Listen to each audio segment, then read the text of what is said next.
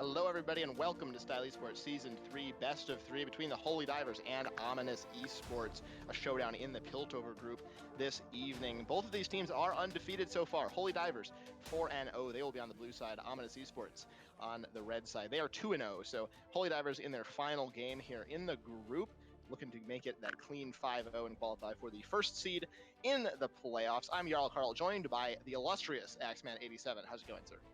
I'm doing just fine. What's up, guys? It's Axman87, and like you've already been saying, Carl, both teams undefeated tonight, so only one can move ahead with that undefeated status, and one will come out on top, and one will sadly not. You said this is the last game actually for Holy D in this group as well, so this should be a pretty exciting one indeed. And as we get through this first pick phase, it's already pretty exciting. Got a Karthus pick. I don't think we've had a Karthus in the league so far yet this season, and actually between all three seasons and the preseason, I don't think we've had that many at all. So this is one of the few Karthus performances I guess we'll get to see at any point in Style Esports. So that's pretty exciting if you're a Karthus fan. I am not myself, which leads me to question the pick a little bit here, but it's going to give them late game if nothing else, which, could help them along the path to victory. We'll see what they pick up here in this last ban phase. Karthus is definitely quite annoying kind of throughout the game for champions across the map. You know, you feel like you get that solo kill, and then that Requiem appears over the head. So not quite what they're looking for potentially, but we'll see how it works out for them. I also am not a big fan of this pick. I think it's really squishy in the jungle, and it has a lot of problems getting a whole lot done. But we'll see how it works out for them. This whole comp for Ominous Esports, totally without a tank for the most part. Aatrox and Galio kind of put together, we were talking before stream, equaling about one tank. So not a lot of tankiness on that side, whereas the Holy D team do have the Sat, the Sejuani, and the Tahm Kench. So a lot of a front line on that team. We'll see kind of how that damage versus tank situation plays out as we go forward into the game. This game was pro-drafted, by the way, so if those bans looked a little weird, mid laners being banned after they were all picked, that is why these champions were picked way in advance. Yep, they sure were, and we have about 40 seconds left to shuffle champions around, but I'm pretty sure we got them in order. Like you said, it was pro-drafted, so just staring through the matchups here, we got some pretty interesting ones. The one that stands out to me most would probably be TK. Haven't seen a lot of Tahm Kench, especially not paired with Senna, so matched up with Jhin, I think, is pretty strange. Tahm Kench is a good champion, I would say. It's just that there's a lot of support archetypes that are a lot better right now than Tahm Kench is, which is just kind of that more of a straight up tank, whereas compared to other tanks that have more of an engage potential like Nautilus or Leona, Tahm Kench doesn't really have that. He kind of has more of a utility where others have CC, so he's not super in the meta right now. But that said, he is still a tank, can still make use of immolate passives in the support role. I'm not sure how impactful that's going to be, but there's also just a lot of other tank items that have been buffed this season too. So I would say this probably isn't a pick that's going to sink Holy D or anything like that, but there are probably better options.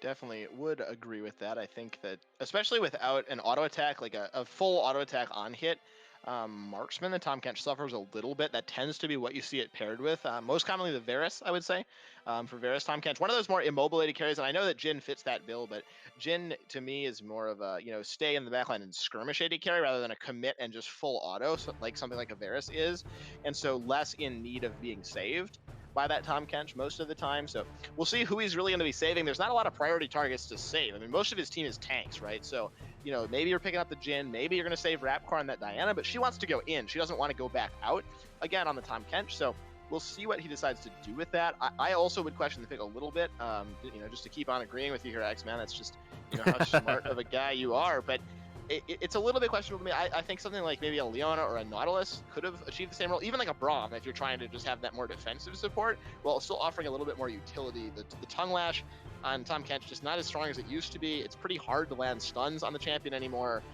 Devouring, in both directions has become less strong. So I think a little bit questionable, but we'll see if he's able to, save some people from Aphelios ultimates or maybe even Karthus ultimate. I'm not too sure how that interaction works. I don't know if you can die in the belly, but maybe they've been practicing it in scrims and they're going to show us what they know. Yeah, absolutely. And to build on your point about just kind of Holy D's frontline problem, I'll go ahead and say. They have a lot of tanks here. I mean, you have Set, who's a juggernaut, so maybe not a straight up tank, but he's not going to have a small health bar or anything like that, right? He's going to be a tanky boy. Sejuani, pretty much the full tank of the team. Tahm Kench, you have to imagine, is going to be building more of a support tank role. So that just makes the Tahm Kench pick all the weirder, right? Because when people say like tank meta, most of that, I would say the vast majority that comes from the immolate passive on different items. When you're a support, it's super weird that you pick up that item. It's kind of like, well, you're building Sunfire Cape. Why aren't you building something like Gargoyle Stoneplate or something like that? So if you already have two champions that are like maybe going to build the immolate passive, I would say definitely for Sejuani. Maybe not so much Set, but it's definitely something they could build. Why would you pick Tahm Kench, who maybe doesn't want to build that and isn't going to take advantage of that strength of picking tanks in the first place? So yeah, it is a weird one, but I also just kind of love champions with utility, and Tahm Kench definitely brings that to the table. In that vein, Galio, also another champion that has a lot of utility. I would have to say the Galio pick in and of itself brings enough global pressure to the table to kind of give that edge to Ominous here. I think Holy Divers might have a bit of a problem with that, but not to go back to Tahm Kench again, but also another kind of a global movement ultimate, not global, but long distance movement ultimate that's going to be applying pressure as well. Semi-global for sure on that ultimate, and we are now into the loading screen, so I think we can move on from the Tahm Kench point just a little bit as we take a look at some summoner spells. No more catfish discussion, at least for now. I'm noticing two things.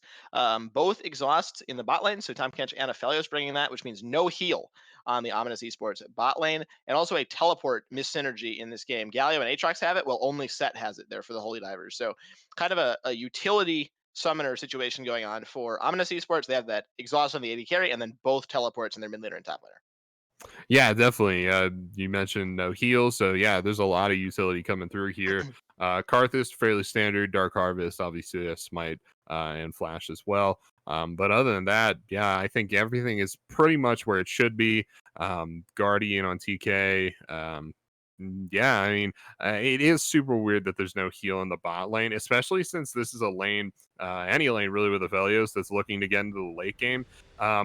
You're going up against a lane in this Jhin lane that has a lot of range, so there is potential for them to get poked out of lane, especially if they don't have heal. Now, heal isn't really an answer to a sustain problem, so because it's more of like a burst thing. You use it in a fight to kind of turn it on onto the enemy, or just be able to survive a fight. So maybe it's okay that they don't have heal in that regard, but if you get poked down enough, eventually anyone in League of Legends can all in you. So it definitely could be an issue that they don't have that spell.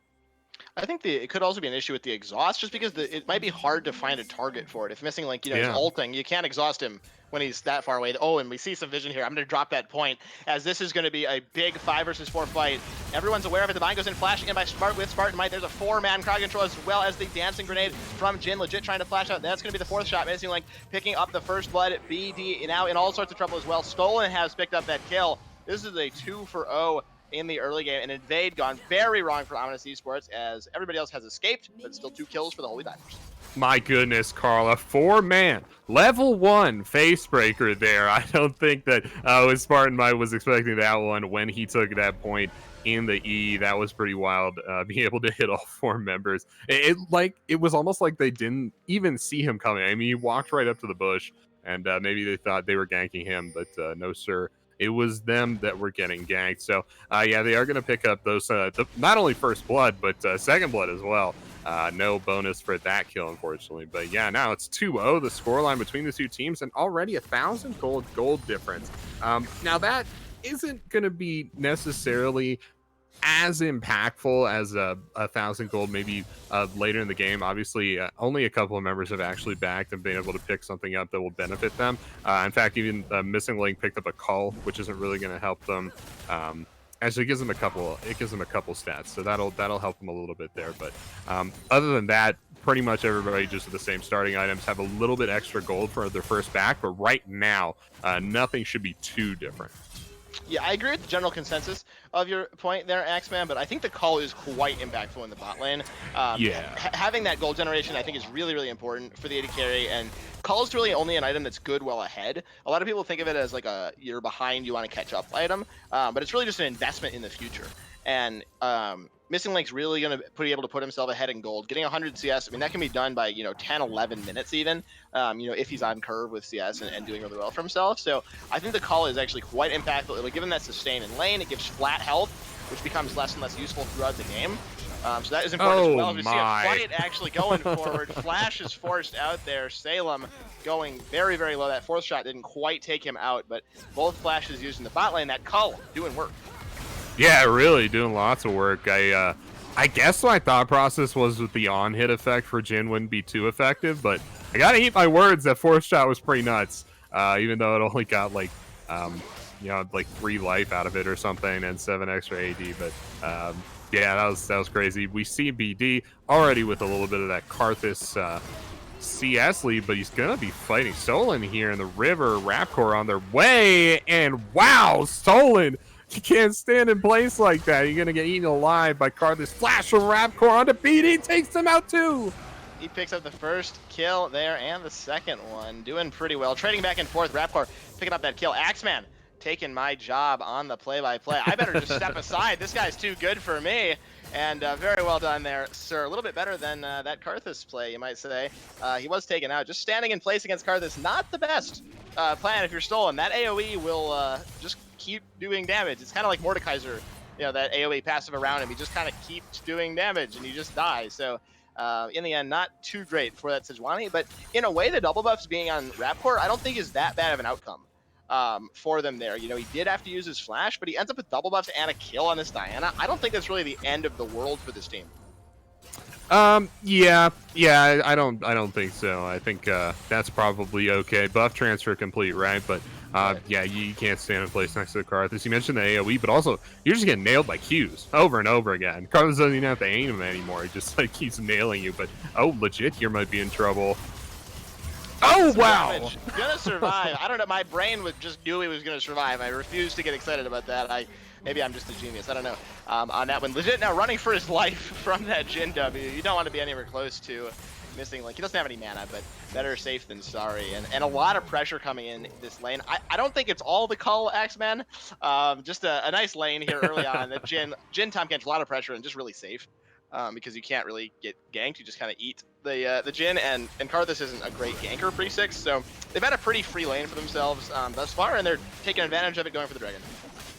Yeah, and Jin's a funny marksman. A lot of marksmen are, the vast majority are like staunchly in the late game camp. They just scale super hard, and they just do way more damage late game and kind of have to survive early game. That's normally why we throw them in the bot lane with supports, but there are some early game marksmen. Jin's kind of in between, one of the few that are in between. He's really relevant throughout the game. It's just kind of in different situations he's relevant. So Missing Link is definitely, oh, Salem. Oh, Dark Binding goes wide. Yeah, taking some more damage, but the Black Shield there to keep himself alive. Everybody's going to be okay. Yeah, Jin's kind of in this interesting scenario where he could be powerful at any stage of the game. It's just kind of whether or not you let him have the right conditions that he needs to do so. And in this circumstance, with no one really trading with him with his range, with no one really poking him down or threatening him in any kind of way, yeah, he's so much more powerful than the Aphelios Morgana. He's not under any kind of threat. He's got Tom Kenston right next to him. He's going to be fine no matter what. Yeah, absolutely. And Aphelios just not that strong, at least before that first, half item or whole item comes through. So I think we will see maybe this lane turn a little bit on its head once Salem gets a few items. But it is definitely going to be a while, right? He's a little bit down in CS, and he has the Conqueror, which we didn't really touch on that much, but I think is a little bit of an inaccuracy for the Aphelios there. I would much prefer to see the Press the Attack come through, especially against the melee support. Press the Attack for AD carries does a lot of damage and works really well against those melee supports. You can proc it pretty easily in lane. And Aphelios can proc it really easily with the Chakram, with the pistol as well. So I think there's a lot of ways that you could have used that. Whereas the Conqueror, a little bit more of a team fight sustain damage. He just doesn't really have that yet. He doesn't have the cooldown reduction or the attack speed to really stack it up. And so he's kind of playing, basically without a keystone at this point in the game, which I think is a little bit also contributing to this lead in the bot lane. Yep, BD 33 continues to lead Stolen about a camp and a half now, so not too big a lead.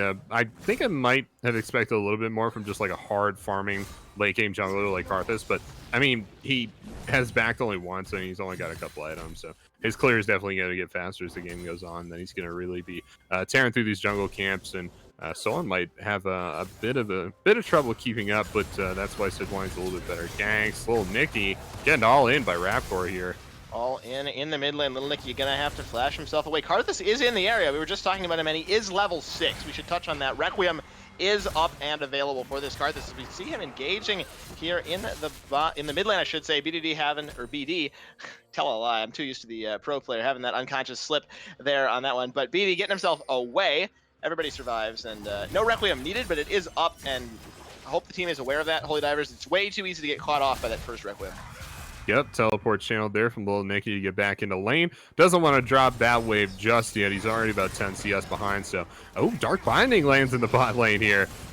Black Shield a little bit too late on legit as well. That turret just ripping through Missing Link's health. He's finding himself in the middle of that one. Always really unfortunate. Those turrets just do so much damage from Aphelios. It seems a little bit unfair with that Chakra, one of the better guns there for him. Another Binding gonna land, but Stolen is here on a ward right now, hatching that one. I think no Black Shield for just a couple of seconds if they want to go for the dive, and they are gonna force it straight away. The flash away from the glacial person. Requiem being channeled. Now this dive going terribly wrong. Salem gonna pick up one kill. BD that is with the Requiem picking that up, as well as the hero's entrance from Galio. Nicky gonna pick up that second kill there for his team. Spartan Might teleported into his death. Rare Candy now trying to get himself out, and this is a play that went horribly wrong for Holy Divers. The support gonna go down as well. Rare Candy, he has flash, maybe can get himself out, gets stunned, can't even pop the health. He's taken out, and it's a 4-for-0 in favor of Ominous Esports. Yeah, and I think Ominous's comp is starting to reveal itself to be more of a protect the bot lane, or at least diffuse the bot lane comp. I mean, we saw them all in, or get all in by Missing Link and Rare Candy, and almost immediately you had Lil Nicky coming in on Galio.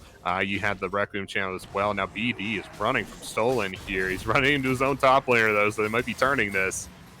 Stolen should be fine. Yeah, everybody's going to be okay, but BD definitely going to get himself out of this one. There's no way you're fighting this. Stolen still wants it. He has priority with his mid laner and his top laner on the way, but I think the Ominous team is just going to be able to get out. Ping's going down, but I think they walk themselves to safety. That was wild. It was just like, no, come back and 2v1 me. That was funny. But now it's going to be Stolen with Spartan Might and Raptor as well, all looking to pick up this Rift Herald. And you got Dragon, the second Dragon of the game, coming up in about 20 seconds as well. So a lot of epic monsters coming down for Holy D so far. They have the first Dragon. They have the Rift Herald. You have to imagine they'll be going for the second Dragon as well. An Infernal Dragon, by the way. So that Soul and Map will either be Mountain or, Cloud. So those are options here. Looking like Holy D just dropping Rift Herald mid, trying to get some vision control of the Dragon Pit before they start up the epic monster. And yeah, they're going to be starting up here. Herald likely just for a little bit of pressure there in the mid lane to let them get on the Dragon just a bit easier, and it seems to have worked pretty well. This Dragon uncontested, going to be the second Dragon of the game, going over in favor of the Holy Divers. So only that misplay in the bot lane really dampening their spirits so far in this game, just trying to dive against Karthus ultimate. Probably not the greatest idea, and they seem to have learned from their mistake. No more dives have come through, but they're just playing the objective game, which I think is really smart. They got some plates in the mid lane, got that second Dragon, and they're 10 minutes away from a Dragon Soul. It's going to be the Cloud one, so not generally considered to be the greatest of Dragon Souls, but more ultimates is always nice. Yeah, definitely more ultimates is always nice. Dragon Soul has some movement speed on it, which a lot of members of both teams would appreciate. There's some pretty slow champions on Summoner's Rift here tonight, and yeah, I don't think we've talked about the top lane too much. It's been pretty close so far, and weirdly enough, not so many fireworks either. I mean, you see the waves just kind of meeting in the middle of the lane there. Both sides just kind of going even on CS. Take a look at the gold real quick, and yeah, the gold is within 10 gold of each other. So that's a very slow lane there, Carl. Yeah, basically it's a top lane with two pretty strong champions that can't kill each other with no junglers, and you get this. So they're almost literally tied in gold. I checked for 1 second there, and they were actually tied. So that is a drawn lane if I've ever seen one. This is the deadest of draws in the top lane. It's just so hard for either of these champions to actually 100 to 0 the other one. Maybe at best you force out an ultimate, or like maybe a flash, but probably not even that far. Let's not get extreme here. So without jungle intervention, these laners just going to kind of keep farming it up and look for teleport plays. Yeah, definitely. And it is pretty strange seeing either of these champions not trying to all in somebody. But yeah, when you factor in that they're both kind of at the same level of all in potential, you start to see why neither side really wants to just kind of coin flip the matchup here. So just kind of playing it slow. A lot of vision down in the bot lane from Ominous, now getting cleared by Holy D. I guess they really didn't want to get the bush strats played against them, and that is going to diffuse the gank from Stolen there, who is running away. Tail twixt their legs, gonna look to keep farming, but it might be too late for him. BD33 already like 30 CS in the lead. Yeah, that's a lot of CS. And I think last time we checked, Stolen didn't have that much less CS than he does now. So I'm not entirely sure what's been going on for the last few minutes for the Sejuani, but he just hasn't been picking up the gold. Yeah, So, he was creeping up the bot lane, going bush to bush. You know, it's like he's a door-to-door salesman right now. He's not going to the bank, right? So I'm not too sure about that. He is, as we say that, in the red side jungle. So very puzzling game by Stolen so far. As might see him try to look for a play in the top lane. Diana has roamed up as well, so the jungle just has decided to be traded. Both red sides going to be going over to the opposite team. Is legit going to be okay in the bot lane. Just walks himself away from that tongue lash. The Herald up in a couple of minutes. I'm not entirely sure what the HD team is looking for here, but they have a lot of control in this top side. Yeah, and Eddie's checking on the red buff, but he can't seem to find the red, and he's found it now, but it's already too late. Stolen takes the red buff away, and you are correct, Carl. Another dive in the bot lane. Legit, under the turret, pops the Soul Shackles, teleport coming through from Eddie as well. Rare Candy and Missing Link, I think, are just going to call this one off, try to get to the Blast Cone if they can. Rare Candy going pretty low, but we see a fight in the mid lane as well with a bit more promise in it. BD going to go down. That could impact the fight across the map as the Requiem might come through. It is going to be channeled now. Stolen and Rapcore should be okay. Missing Link and Rare Candy have survived that ordeal in the bot lane as well. And across the map, a lot of fighting, but only one kill going in favor of the Holy Divers. Yeah, and I gotta tell you, Carl, channeling Requiem as Karthus and not getting anything for it feels super bad. That is one of the longest cooldowns in League of Legends, just in terms of ultimate, and not getting anything for it.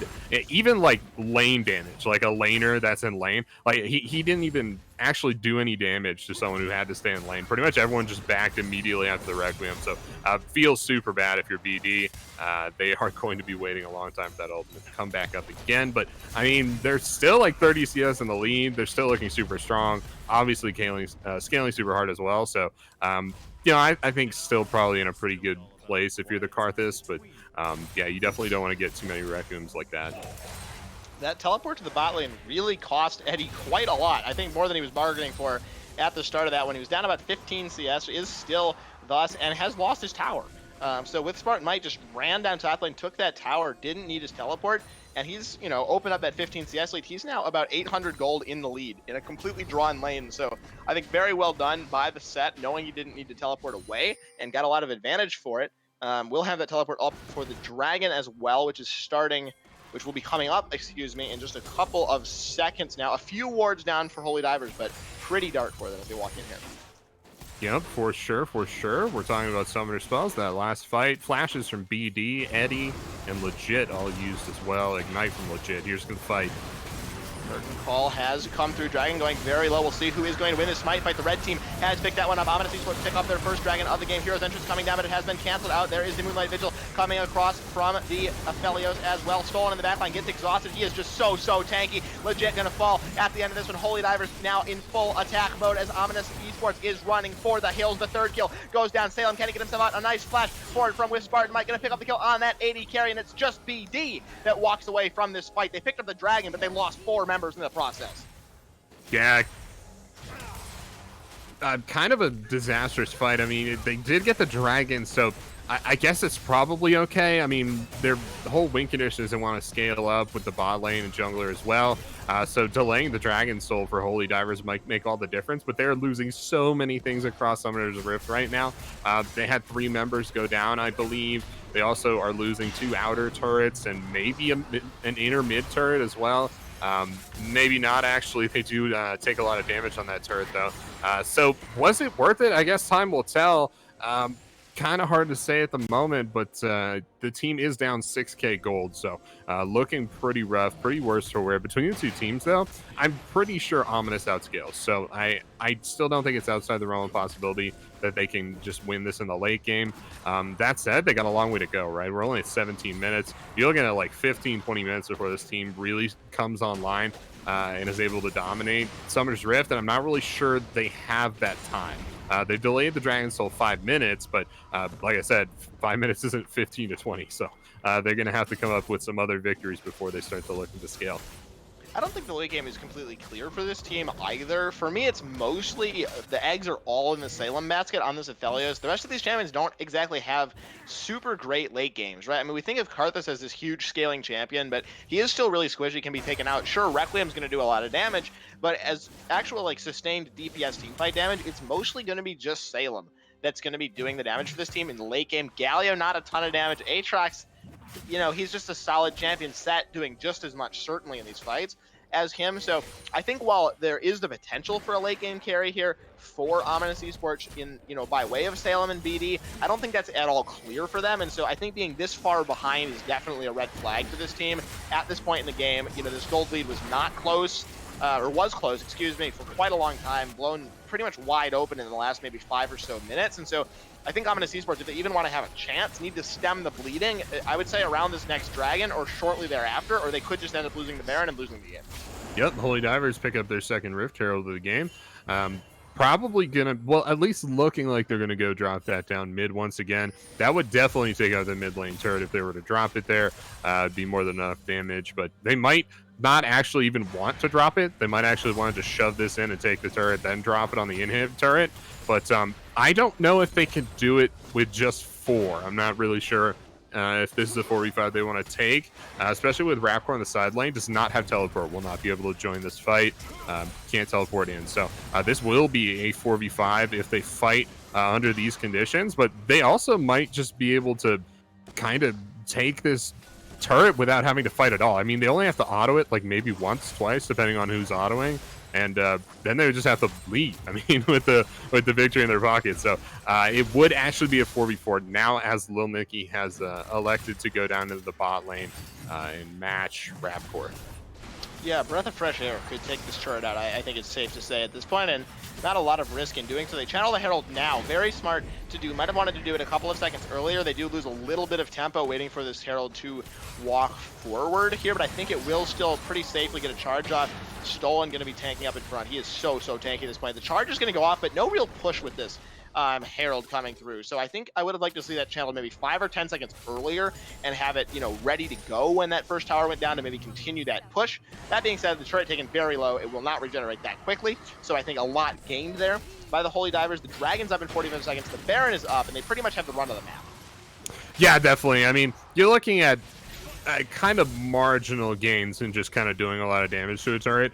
It's still gonna stand there and kill your minions, and it's, you know, it's not gonna stop hitting things until it's actually dead. But the difference it will make is if they get something like an ace and a Baron play, they'll be able to get on the Nexus that much faster through the mid lane, which could come into play. It might just as easily not ever come into play if now Omnis starts to flip this game around, but that could make a difference.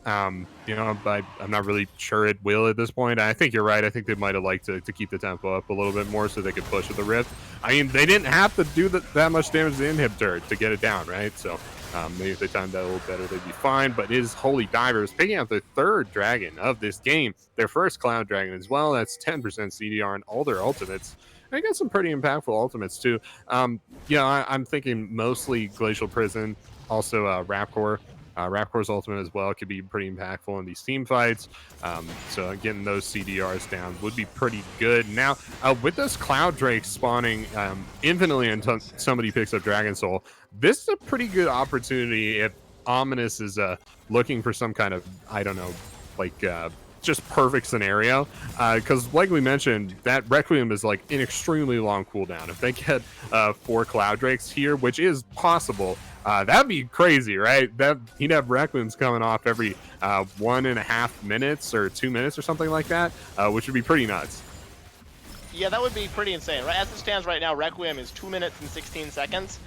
with 10% CDR. So about a 2-minute and 40-second cooldown without that. Very, very long, obviously.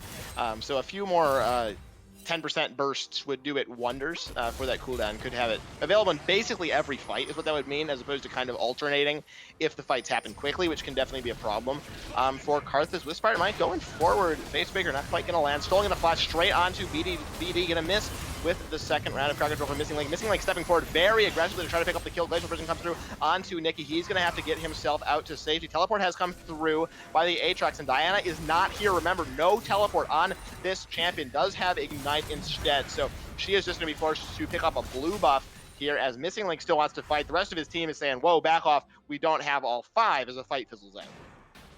The fight will fizzle out, like you mentioned. Both teams content to just either keep pushing that top lane if you're Holy D, or just getting some vision control if you're Ominous. And that is definitely what they need to come back in this game, is achieve close vision control and maybe set up a pick. Pick potential is kind of hit or miss with this team. You have Dark Binding, which is probably the most powerful pick tool, I would say. You also have a lot of burst damage coming through from Karthus, and more sustained damage, I think, coming through from Aphelios. Still some burst, depends on the gun.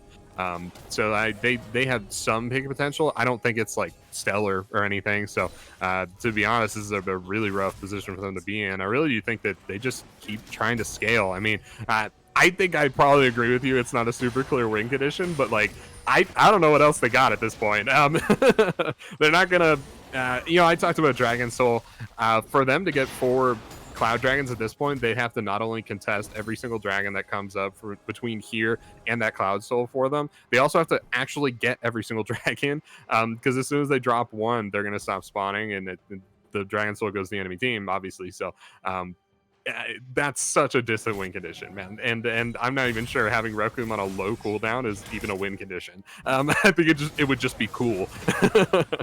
Yeah, it doesn't do any more damage if it's up more often. So absolutely. We see a little bit of an engage in the bot lane. Nikki gonna have to flash himself out. Flash to follow by Rapcore. Actually, Moonfall has been used. Another dash coming through onto Nikki, going very low. One more Crescent Sweep. There it is. Rapcore now on a killing spree. That solo kill coming through in the bot lane. Moonlight Vigil has gone out onto Missing Link. One more 4th shot. BD going very low. Not going to be taken out, though. There's the curtain call. It has been opened up. Does he have a ticket to the show? BD saying, I don't want your ticket. I don't even want the cheap seats. I am out of here. No ticket for him. The curtain has been uncalled once again. Hung up the phone on that situation as the jungler forced back to base, but still a lot of pressure gained with that kill on the mid laner, and the pressure gained by the jungler being pushed off. Yep, Rapcore back on their split pushing waves here. They're just hard clearing waves. BD's trying to put a stop to that. Does have some pretty good wave clear, but has to be careful. Can't get all in by Rapcore, because that will just not end well for them by any stretch of the imagination. So I gotta play their cards very close to their chest on that one, and it is just Ominous continuing to fall behind here. The gold lead has expanded a little bit. I think it might be slowing, though. I think they're at 8K now, so not expanding quite as fast as it once was. That might just be because there hasn't been an epic monster in a while, and we do have a dragon coming up in 30 seconds, so it might be about to get much worse here for Ominous. I mean, Holy D backs up, gets a reset in, or even just runs straight to drag right now. They could probably just pick up the Dragon Soul just from map pressure alone, just from, by nature, having all the waves pushed in right now and crashing into Ominous's base. They could just pick up this Dragon Soul for essentially free, and that's going to be real rough for Ominous. Yeah, you mentioned there hasn't been an epic monster in a while. There also just hasn't really been a fight in a while, and essentially they do kind of go together, but just the game has slowed down a lot. We saw that one solo kill in the side lane, but other than that, there was one kind of big fight by the red buff that nobody died in, so just been a kind of a lull here, as we might see a Baron attempt actually by Ominous Esports. They're heading in that direction. I'm not sure if they mean to start it up. If they do, they're definitely late. You have to feel, especially against Cloud Soul, right? The move speed doing a lot of damage. The pings are coming down now. They are aware, I think, Rapcore into the bot lane, maybe to stop the teleport from Nikki. The Baron is not falling anywhere near fast enough, as Spartan Might is just charging forward. Oh! Has been unleashed. What a snipe coming through on the legit. His team is saying, see you later, bro. As there comes the ultimate from Tom Ketch. He's now arriving in the fight. The Blast Cone as well. Stolen's over the wall. A nice flourish from Jin to try to pick up a bit more CC. The Rampage now coming through. BD has fallen, as well as legit on this one. Eddie as well finds himself in the death chamber. It's a 3-4-0 in this fight for the Holy Divers. That Baron attempt went downhill in a really fast way as the push in the top lane now coming through. We might see more of a fight here. Aphelios maybe trying to save the game. Moonlight Vigil is up. There's the engage coming through from Nikki, trying to pick up a couple of kills. Both these champions very low, but the Zanya comes through as well. Nikki not able to pick anybody up. The Deadly Flourish comes through as all these champions stay alive here for the Holy Divers. It's just legit left. We have 10 seconds in the rest of the champions as they move on to the second inhibitor. Yeah, and now that they have 2 inhibitors, things have just gone from bad to worse for Ominous, and hey, it's almost a shame. I mean, they started to show signs of life in that fight. I don't know if you saw the damage coming through from that Requiem, but that took several members of Holy D almost laid low by the one ability, hitting like an absolute truck. It seemed almost like if they had, instead of running away from that Baron fight, just fought it straight up, I feel like it would have been close. I don't know if they would have won, but it probably would have been close, which is better than it has been in a very long time in this game. So I feel like they're starting to catch up, but that is not reflected in the gold lead. Like, not even close. They're like 11K behind now, which is 3K worse than it was earlier, which is very, very bad indeed. Obviously, they don't pick up the Baron like they were trying to get either. I'm not sure they can really make a play for that anymore now that the Dragon isn't spawning for like 5 minutes or something like that.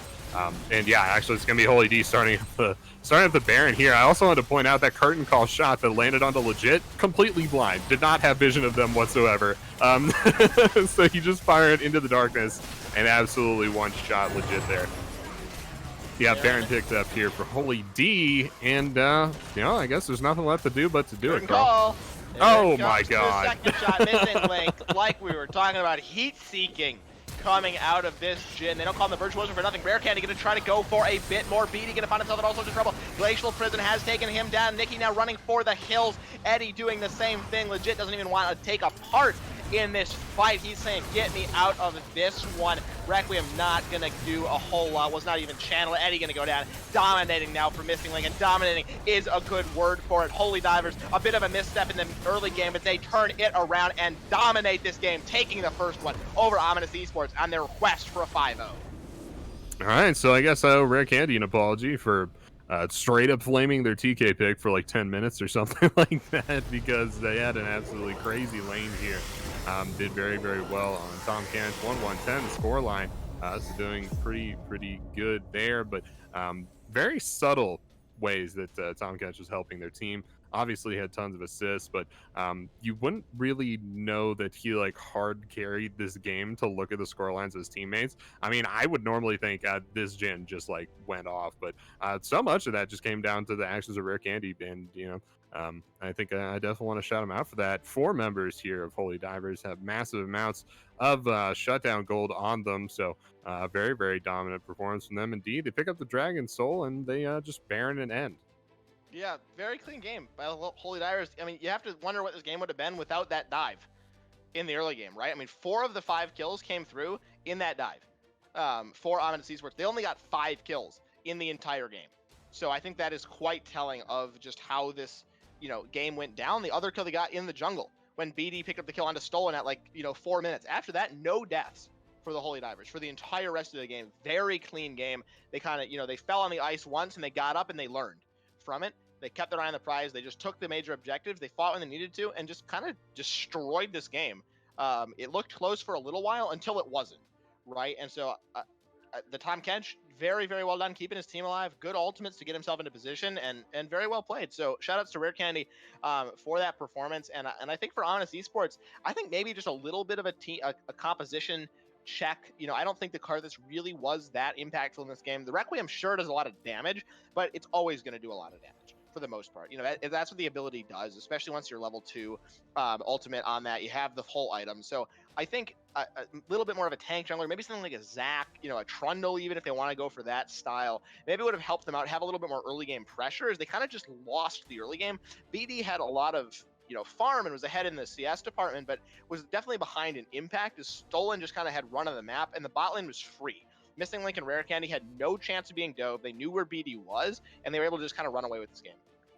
Yeah, and I also want to point out, just kind of as a last note about the Karthus pick, this is a super unfortunate comp to pick Karthus into. I mean, at any time the enemy team is just stacked with tanks, it's unfortunate because you're like, oh, I'm Requiem, I'm going to nuke the entire enemy team. If half the team is like, yeah, I can eat 1,000 damage, that would be fine. Then suddenly you get real useless real quick. Not only that, but two of the tanks have like instantly activatable shields that would completely negate the damage, right? In set and also Tom Kench, they just, you just activate the shield. There's no damage all of a sudden. So pretty unfortunate there, but yeah. Yeah, working out really well for the Holy Divers. That's going to do it for us for this first game. We're going to take a short break and refresh ourselves, let the teams take a bit of a consultation with their coaches, with themselves, and get ready for the second game. Don't go anywhere. We will be back in just a few.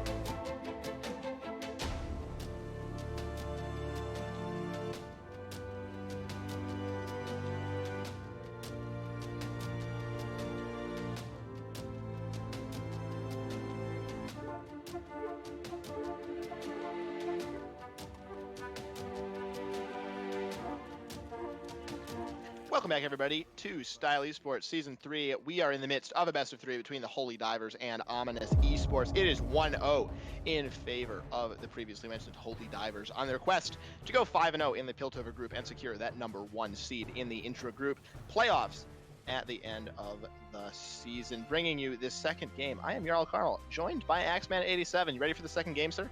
You know, I'm always ready for a game of League of Legends, especially when I'm casting it for Style Esports. So we already got a lot of the same bands we saw in Game 1, the Ornn, the Syndra, the Grays from Holy D, but also MF, J4 here coming through from, oh goodness, Ominous.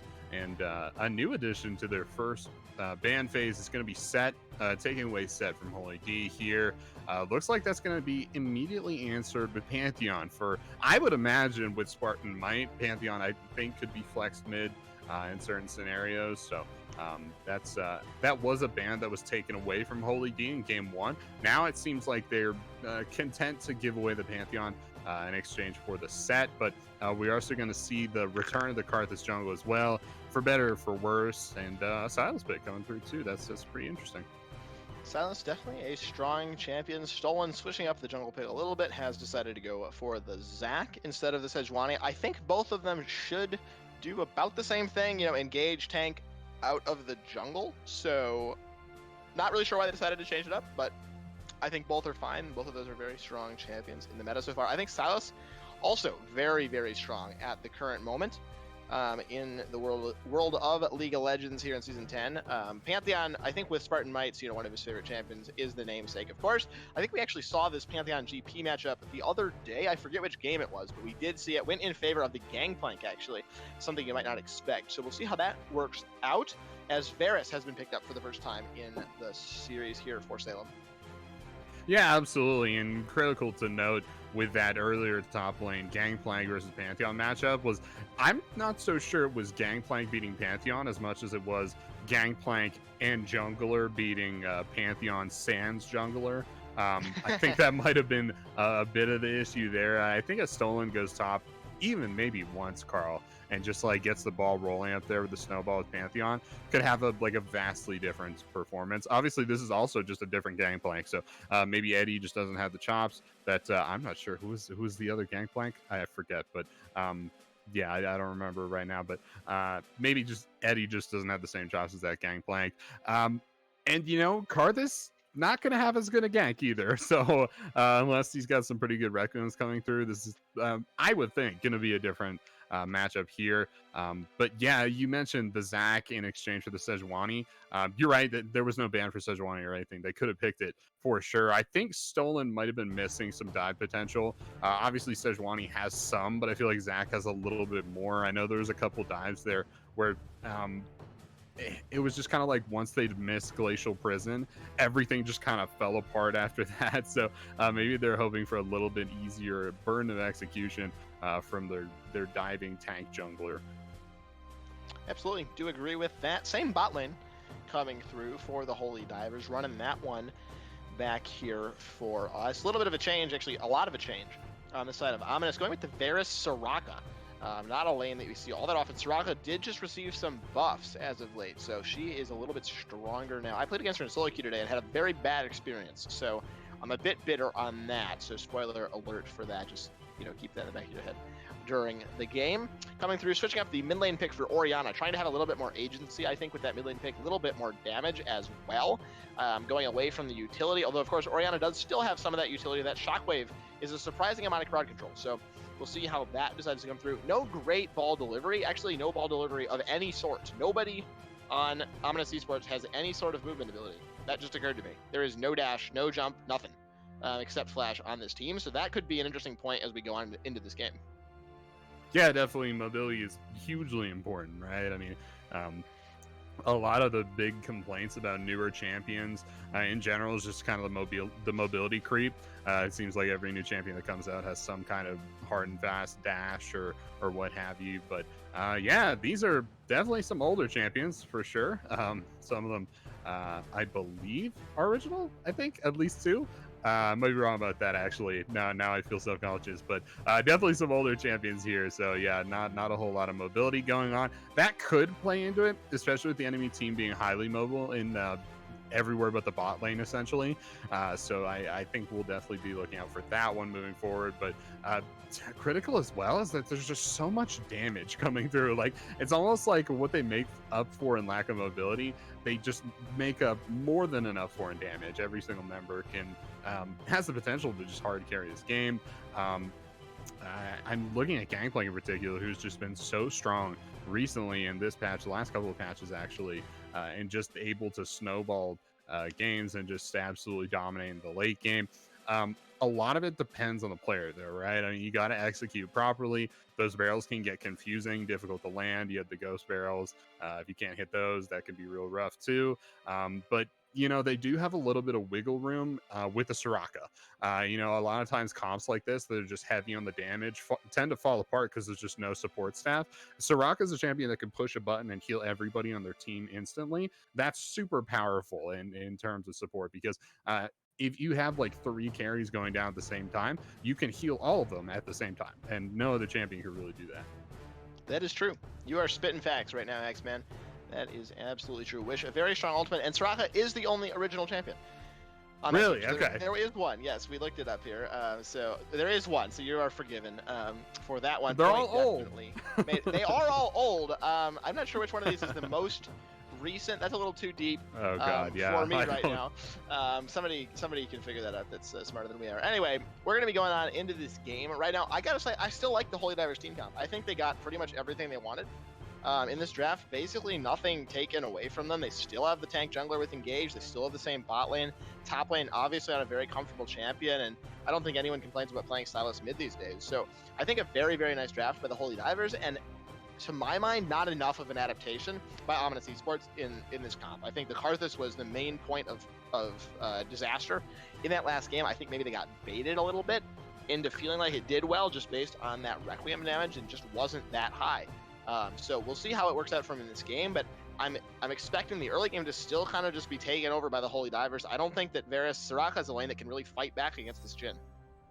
Yeah, and I definitely echo your sentiment on that. When I think of high octane or even just top of the listings bot lanes, Varus Soraka is a little strange, right? I mean, we've already mentioned the Varus TK duo being pretty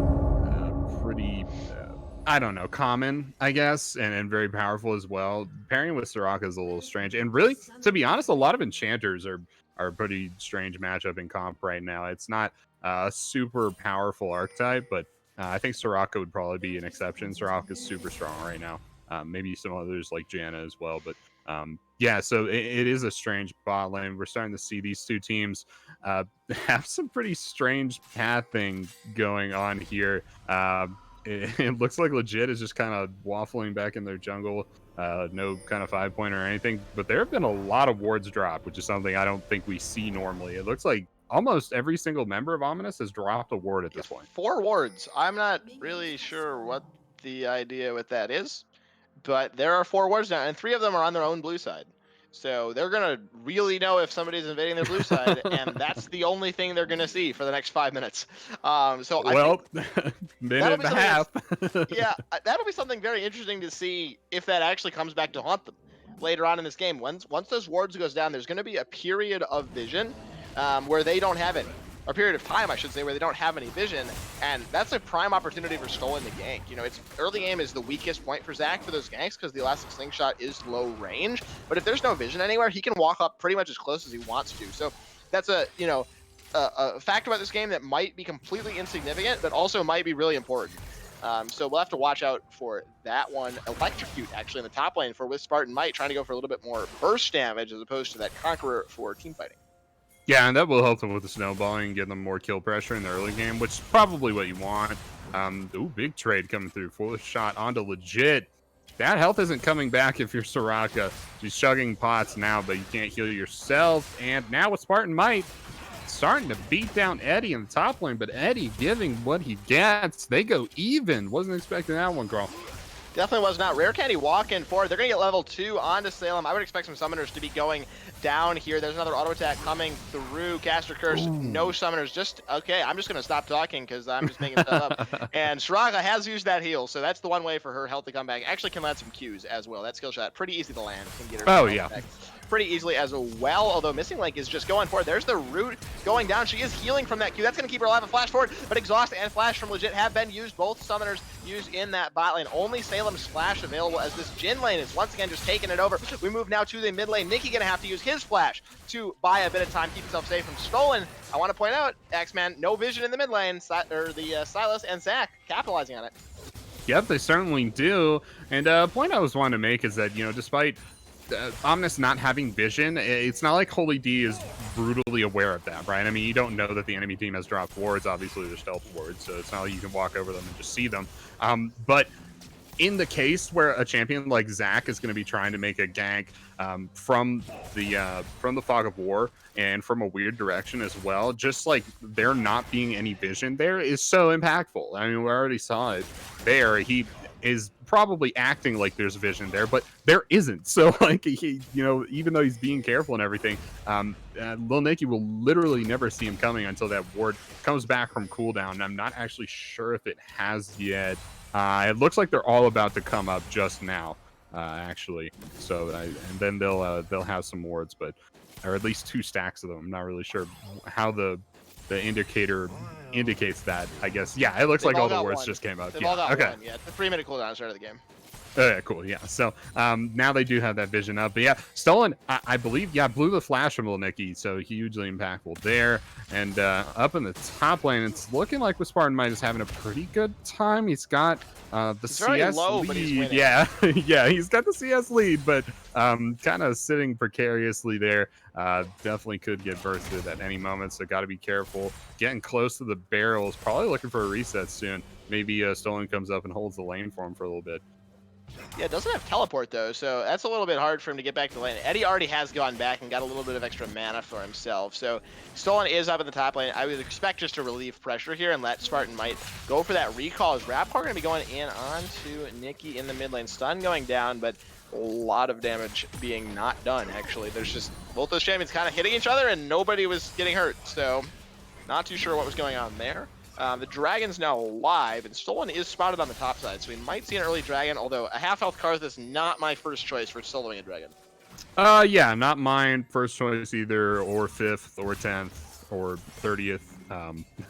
That would not go over well in my mind, but neither mid laner has taken a reset yet, so both just on starting items. Rapcore going for this kill, not sure about this one.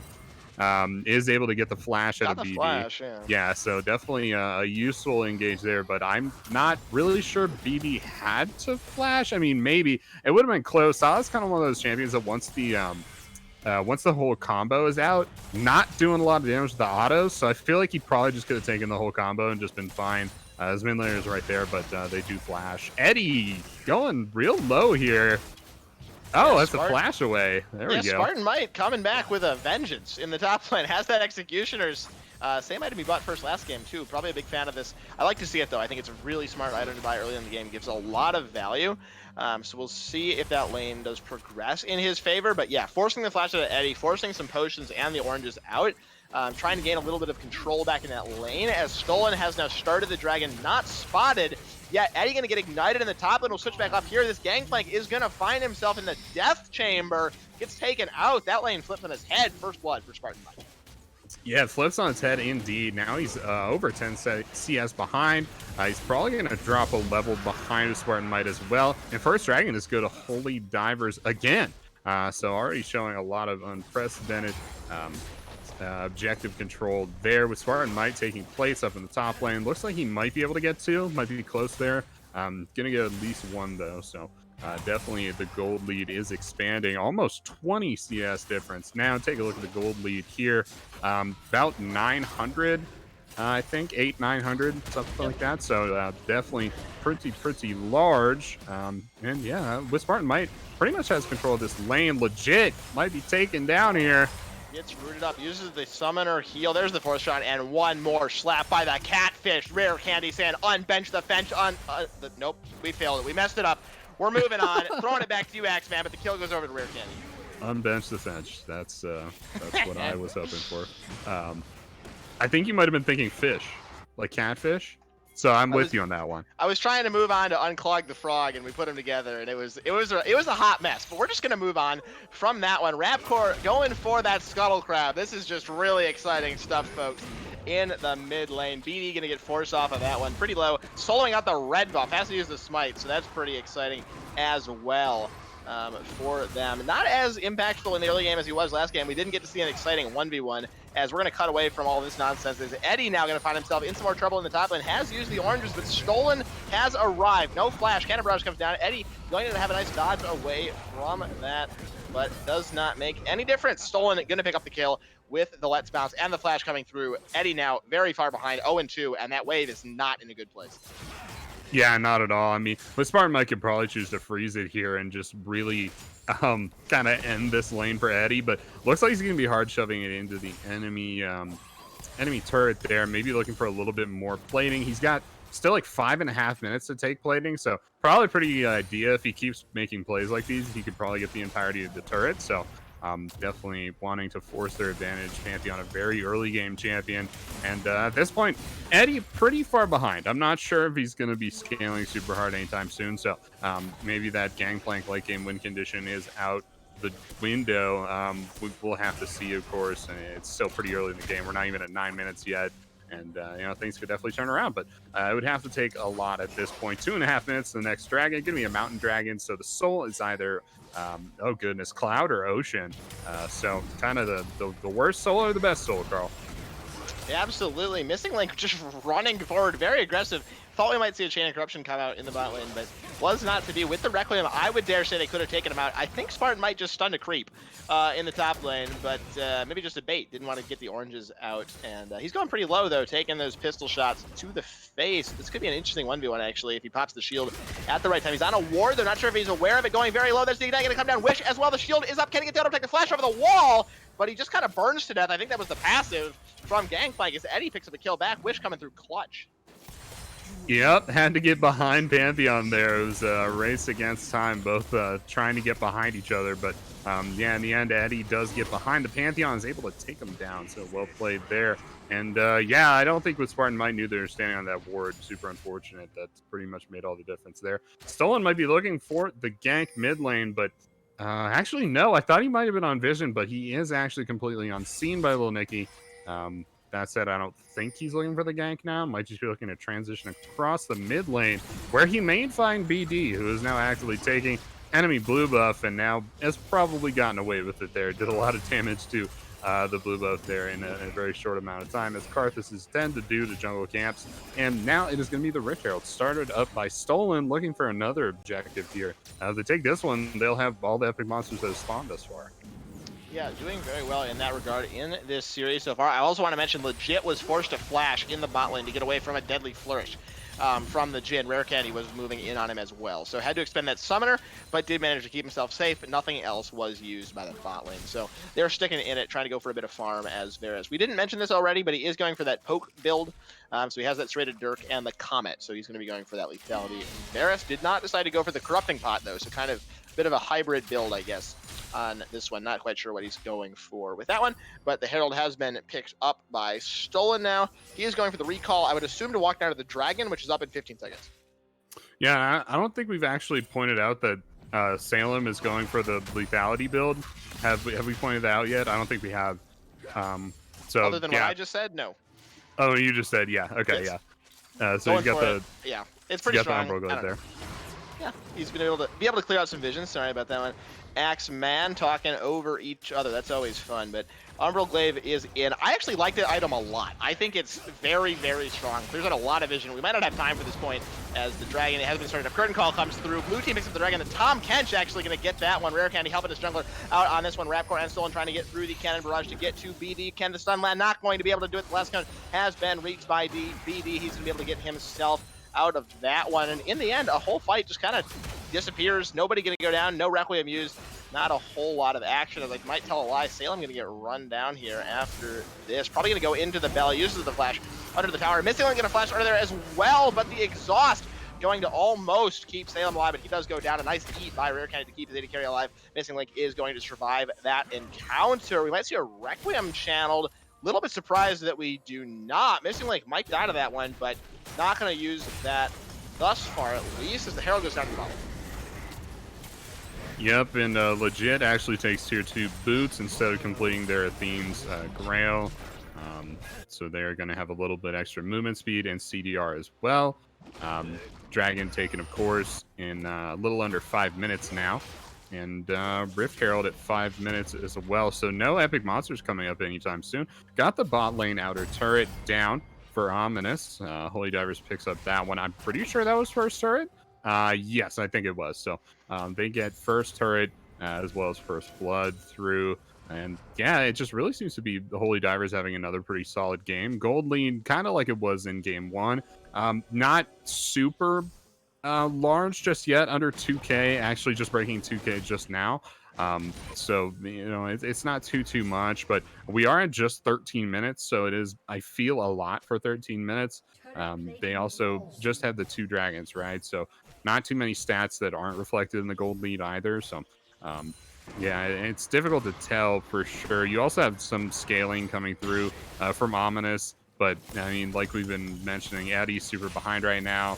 BD probably not going to be able to like hard carry his Karthus. You know, gonna have to have at least somebody else there doing damage. So, but we might be seeing a dive in the top lane. I feel like maybe not, but well, I guess we'll see here, Carl. Definitely will. I do like this lane swap a lot by the Holy Divers, although it might turn out to backfire for them here. BD waiting in the wings. We saw a dive last game go wrong. Wish is not available, but the Karthus ultimate is. Requiem available, as we might see fighting across the map, but Eddie going to be the first one to come under fire. Flashes in a straight line, unfortunately still going to get rooted up. There's the orange trying to keep himself safe with a little bit of extra health. Let's bounce under the tower, but the flash coming through. Not the flash, I should say, just the auto attack from Missing Link, picking up that one kill. Curtain call under the turret. I'm not too sure about that one. BD gonna not go down to that one. Requiem has been stolen by Rapcore, but not a whole lot he's gonna be able to do with that one. Missing Link did keep himself safe, picked up the one kill, and they're going on to the tower. Wait, was Missing Link like not in tower range? Because he was definitely hitting an enemy champion. I'm pretty sure the way the towers are coded, we might not have time for that. We'll get back to that point in a minute. Is Legit going to get jumped on here by Rapcore. Going very low, there's the Wish and the Summoner heal, but that Karthus ultimate can be channeled by Rapcore if he gets himself far enough away. Legit, no way to heal himself from this one. I would expect to see that come through. There is that Requiem. Legit, can he survive? Yes, he actually will. That was very anticlimactic. Not a lot of AP yet on Rapcore. That did like 200 damage at most. So no Dark Harvest there to help him with that damage. Legit going to survive. But back to the tower point, I believe the target of your damage needs to be within so many units of the tower for it to channel. So that was not happening there, as Karthus was, you know, so far away, as Eddie gets dove again in the top lane. Yep, and they are picking up that kill too. This team very adept at diving. It's in the name, folks. They get the Pantheon, also the Zac as well. So another good dive there from the Holy Divers with Spartan Might, forcing down the mid-outer turret. Not quite getting that one before BD is pushing them off. But yeah, I guess it just hadn't really processed to me that Ominous has both Requiem and Wish on the same team. I don't know why that hadn't processed yet, but that's a pretty crazy combo. And also, comboed with that, the Holy Divers have Silas, who has access to both of those ultimates, which is wild to me. That's you know, the potential for 2 Requiems, one on either side. Wishes coming through as well. So yeah, these have been some pretty interesting fights, to say the least. Like we just saw, Legit getting almost destroyed by the Requiem. Could have been pretty rough for them there. Now it's stolen on to Legit. Legit might be getting destroyed by the Holy Divers team, though. The flash just takes him closer to Rapcore, who does pick him up with the stun. That kill going over. Eddie going to get jumped on once again. He is just the punching bag this game. Salem trying to do his best. Chain of Corruption not quite available. That's not going to be used in this fight. Salem going to get rooted up there by that Deadly Flourish. Now the curtain call has been unleashed. Salem under the tower gets slowed down. He's going to get taken out by Missing Link with that 4th shot. It's in the name once again. Missing Link 4. The shot is what he was going for, but not enough characters, you have to think, as another kill goes over. BD gonna fall. No Requiem channeled there. Might have taken out with Spartan Might, but decided not to. Oh my! Shockwave, 3-man Shockwave with the dive is gonna come through. Little Nicky under the tower. Can he keep himself safe? Yes, he can. The shutdown goes through onto Tom Kench. That's a 600 gold shutdown on a Catfish. That's what you like to see. Requiem is available in 10 seconds if the recalls do not come through. It doesn't look like it. It doesn't look like they're coming through. So this could be a huge mistake here from Rapcore. And also maybe with Spartan Might, it could come through as He's on a well. ward. Rapcore is sitting on a ward. Requiem's available. Where's the Requiem? He's not dropping it. You've got to channel it. He's on a ward. I guess it's not worth for BD. I don't know. He doesn't know. The back is coming through now, but yeah, we're not going to see a Requiem here. Unfortunate there. At least one kill it would have been. Maybe at one point also a double kill, but nothing now as they have channeled the back and are back at the base fully healed. So it's pretty rough there, Carl, but you know, I guess these things happen. So that is third dragon here picked up by the Holy Divers. They will be looking for Dragon Soul in less than 5 minutes. An Ocean Soul, by the way. I don't think we mentioned. That's really bad for Ominous. Yeah, that soul is generally accepted as the best soul.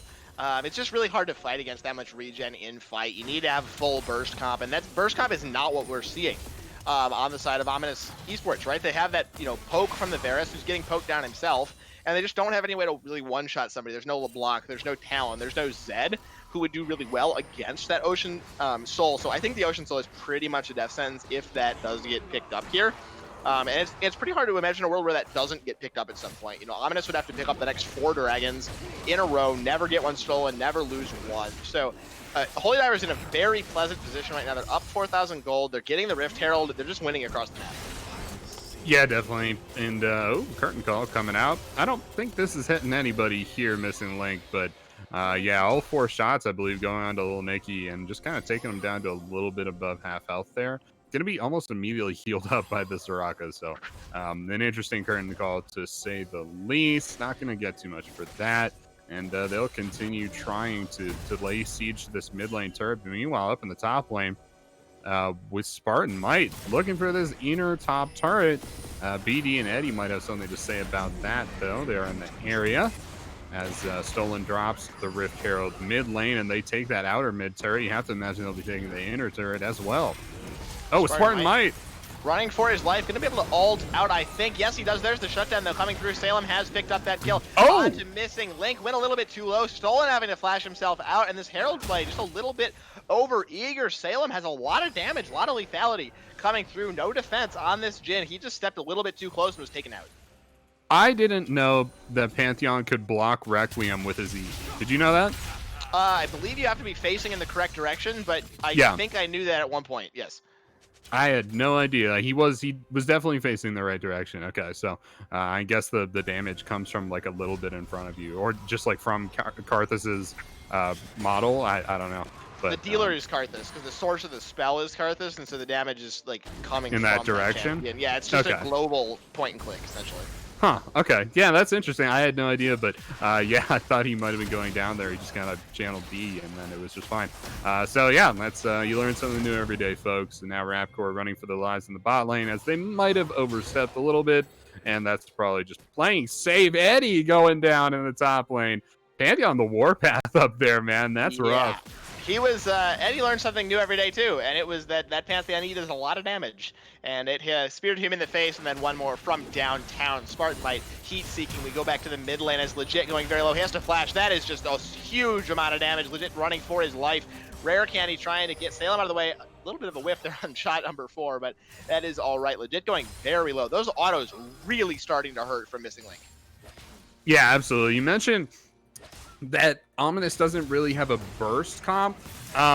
They have burst, but a lot of it is conditional. I mean, obviously, things like Requiem, which aren't conditional, they're just going to hit everybody.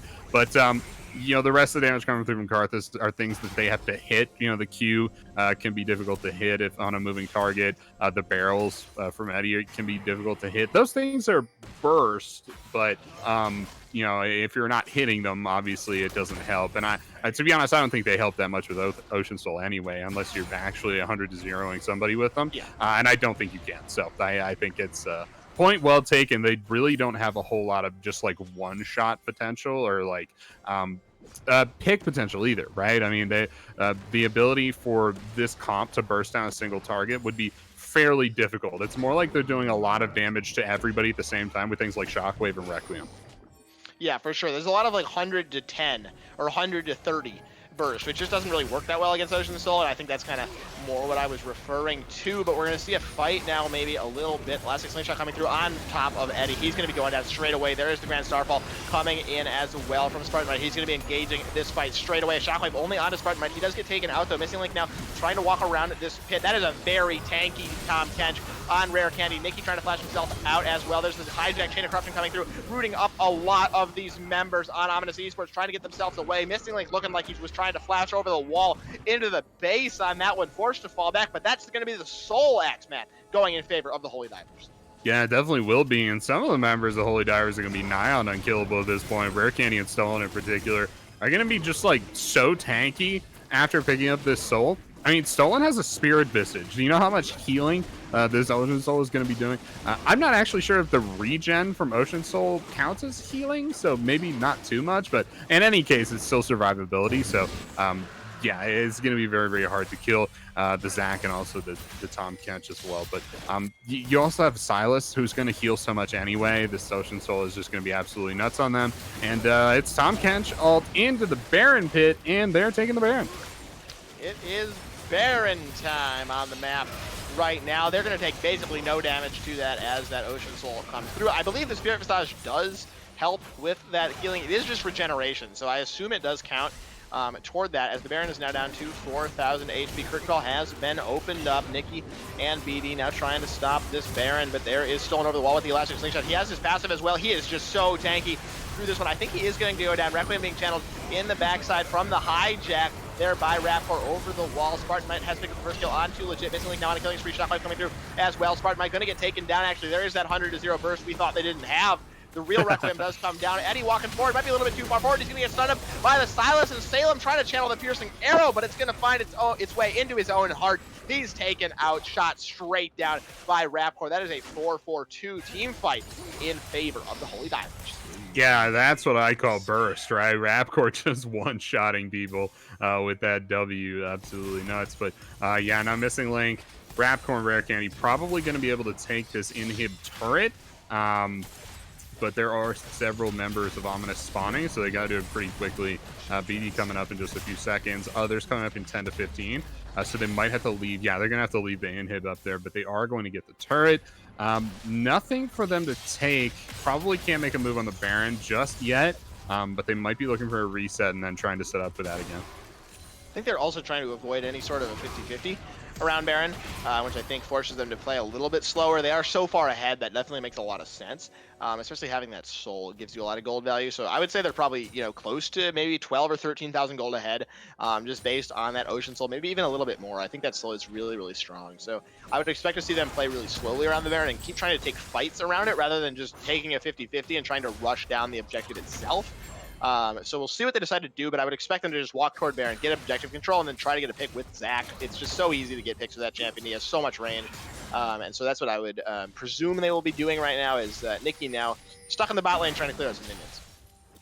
Yep, trying to get that CS going. They only have the 2 items, which isn't anything to sneeze at. There are champions with Summer's Rift that do have 3, and it's Holy Divers looking for the Baron once again. This won't be a coin flip or anything. I'm pretty sure they have control over this area, so I think they'll just turn it anyway. Yeah, it's not going down extremely quickly. It'll probably do the job, though. Yeah, they are going to get that there. Legit and Eddie might have been looking for it, but not in the end. Rapcore picks up Wish from Legit. That could be huge in the next team fight, so watch out for that one. On top of all the rest of the healing, too, I don't think you could draw up a script where Ominous wins the team fight right now. I think you need to try to get this Baron off of him and just stall out somehow without really fighting. Some sort of wave clear situation. I'm not even really sure how they do it. This is looking very grim for Ominous Esports. I mean, they have to try to fight at some point, but I think they need to be fighting with an odd man advantage, or they just can't. 5v5, I think it's not unwinnable for them. Elastic Slingshot onto Nikki. No flash on this Orianna. He's able to get himself out for just a little while. The wishes are traded back and forth as the Grand Starfall comes through with Front Might now in the back of this team fight. Let's Bounce huge in the backline, picking up 1 kill. He goes down actually in exchange. BD gonna fall in return. A huge crit coming down onto Little Nicky. He's gonna be taken out. Stretching strike onto Eddie. Eddie is going to be falling here in short order. A double kill now for Stolen coming through. It is just legit left to save the game, and I think his chances are not too good at stopping this when the first inhibitor is, or the first Nexus Tower is under fire, I should say. Salem has now come back to join him. The second Nexus Tower is under fire. Missing Link does so much damage. 2 auto attacks and a Q, going to pick up the kill onto Legit. Nexus Towers are now gone. The Nexus is under fire. It's going to be going down. It is the Holy Divers completing their march for an undefeated streak in the Piltover group. They go 5-0 in the group and 2-0 over Ominous Esports. That's rough. Elastic Slingshot getting the last kill of the game there onto, I think it was Legit. Nailing them in their fountain. That's pretty rough. But yeah, I mean, once again, just pick up the Dragon Soul, get the Baron, and end. That seems to be a Holy Divers MO here. And I think you were right before this game when you said that Ominous, their comp and their draft, really hadn't done too much to adapt. This definitely felt like much the same comp as before. There were some differences, obviously. I mean, most of the champions were different, but it really just kind of felt like, I don't know. This is a champion I have success on in solo queue, so I'm going to pick it. I don't know. Maybe. I mean, there is like team fight options here. You do have the Cannon Barrage, you have the Shockwave, Requiem, Wish.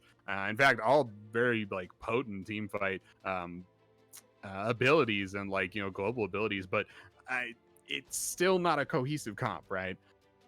Yeah, I think they got too far behind early game, and it's not a comp that's going to really come back from behind. These are champions that need to be ahead in order to have a lot of success, and they just didn't have any chance to come back in this game. They were too far behind, and it just became so hard, right? The Dragons got stacked against them. The champions were so strong.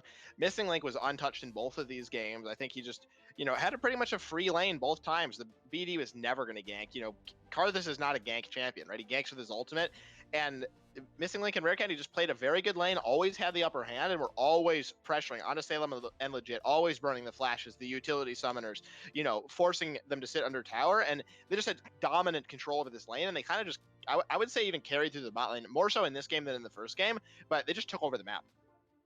Yeah, absolutely. They took over the map once again, and I think the last series we cast of Holy Divers, it was really just like, you can't let Missing Link have MF. I'm not sure you can let Missing Link have Jin either. I don't know if you can let either of those champions through the draft and hope to win against Holy D, because you're right. I mean, the Jin was just massive in both games. In both games, Ominous banned away MF, which I thought was probably good. We just saw such massive MF performances against the Sand Shadows the other day. So I feel like you're good with the MF ban. But if you're looking to play Holy Divers and sometime in the future, you might want to seriously look or seriously consider a Jin ban as well. Yeah, they play very much through the bot lane, and I think we can see for good reason, very strong bot lane coming through, just kind of ripping through the teams. We saw him beat up on the Sand Shadows a couple days ago, and, you know, the same performance here through Ominous Esports. I think they're a threat, you know, to go through the playoffs. I was expecting the same style. They look very, very dominant and definitely challenged for a spot in that Ionian group for the next season. Yep, indeed. And oh yeah, I that was their last game, right?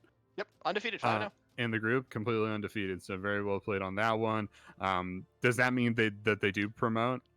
They have the first seed for the intra-group playoff For the playoffs. Okay. Yeah. All right, cool. So that makes sense.